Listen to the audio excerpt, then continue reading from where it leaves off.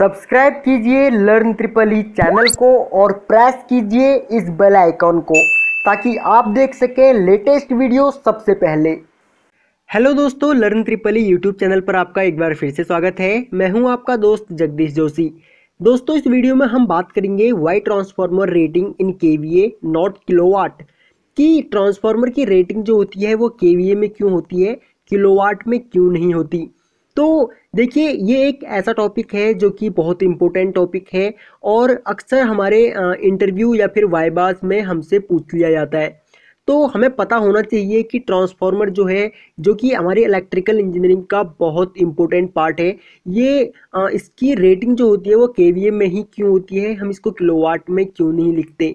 तो दोस्तों, video start करने से पहले मैं आपको बताना चाहूँगा कि अगर अभी तक आपने इस चैनल को सब्सक्राइब नहीं किया है तो आप इस चैनल को सब्सक्राइब कर लीजिए ताकि आगे भी आप हमारी कोई भी वीडियो मिस ना कर दें।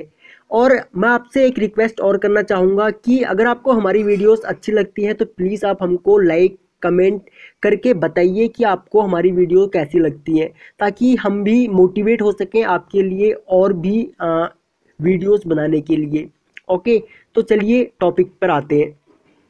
देखिए, ट्रांसफार्मर में हमारे दो टाइप के लॉस होते हैं। एक होता है हमारा कोर और आयरन लॉसेस और दूसरे होते हैं हमारे कॉपर और वेरिएबल लॉसेस।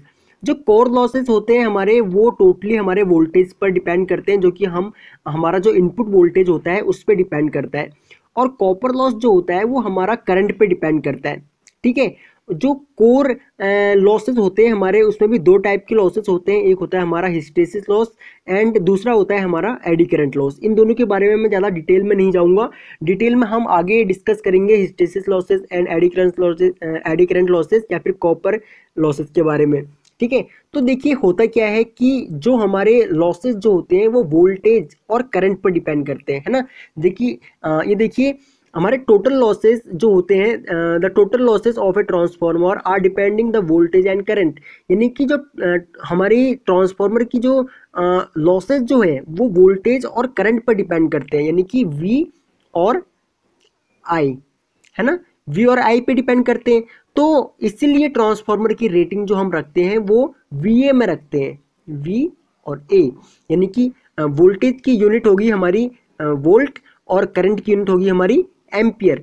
ठीक है, और बाकी अब देखिए मेन रीजन इसका ये है कि जो हमारा जो मेन जो इसकी लॉसेस जो होते हैं वो हमारी वोल्टेज और करंट पे डिपेंड करते हैं। और दूसरा, अगर हम इसकी रेटिंग किलोवाट में रखें तो होगा क्या। देखिए, जो हमारा पावर का जो फॉर्मूला होता है वो वी आई कॉस फाई होता है। ठीक है, जो पावर का फॉर्मूला हो गया हमारा, ये वी आई कॉस फाई होता है।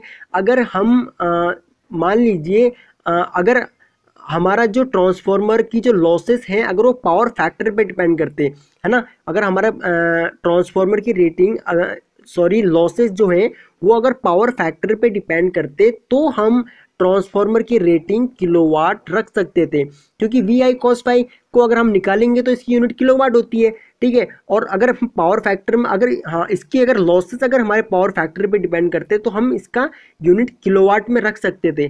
बट ट्रांसफार्मर में जो लॉसेस होते हैं वो वोल्टेज और करंट पे डिपेंड करते हैं। और दूसरा रीजन ये है कि देखिए हमारा जो एसी जो सिस्टम है, हमारा जो एसी करंट का जो सिस्टम है, इसमें देखिए अगर हमारा पावर फैक्टर जो एसी जो है सप्लाई हमारी, वो टोटली हमारी पावर फैक्टर पे डिपेंड करता है ना। एसी में जो करंट होता है वो पावर फैक्टर पे डिपेंड करता है। तो अब होता क्या है कि कोई भी मशीन अगर उसका पावर फैक्टर कम होगा तो वो ज़्यादा करंट लेती है। ठीक है, अगर ज़्यादा पावर फैक्टर होगा तो कम करंट लेती है।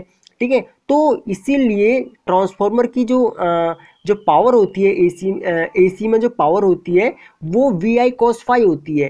ठीक है, ओके, तो इसीलिए जो ट्रांसफार्मर की रेटिंग हम हमेशा केवीए में रखते हैं। केवीए मीन्स, ये देखिए, वीए मीन्स वोल्ट एंड एम्पियर। ठीक है, वोल्ट और एम्पियर, इसलिए मैंने आपको बताया था कि ट्रांसफार्मर में जो लॉसेस होते हैं वो टोटली डिपेंड करते हैं वोल्टेज एंड करंट पे।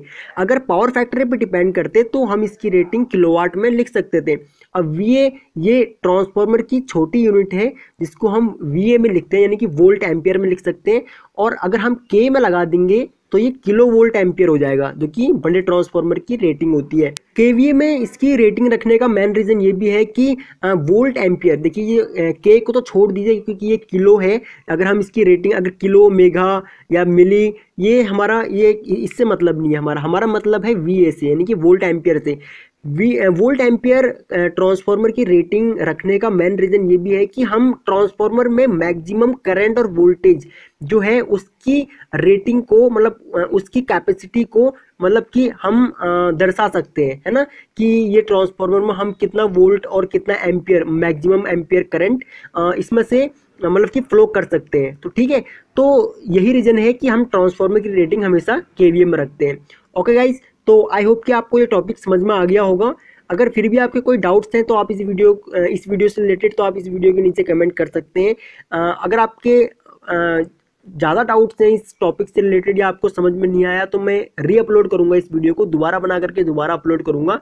और अगर आपको ये वीडियो आपके लिए हेल्पफुल हुई तो आप इस वीडियो को प्लीज़ लाइक ज़रूर करें, और नीचे वीडियो के नीचे कमेंट करके हमें ज़रूर बताएं आपको ये वीडियो कैसी लगी। अगर आप इस चैनल पर न्यू हैं तो आप इस चैनल को सब्सक्राइब कर लीजिए, और आप हमारा एंड्रॉयड एप्लीकेशन भी डाउनलोड कर सकते हैं। ऐप का लिंक मैं आपको इस वीडियो के नीचे डिस्क्रिप्शन में दे दूंगा। ओके गाइज, तो thanks for watching, bye bye.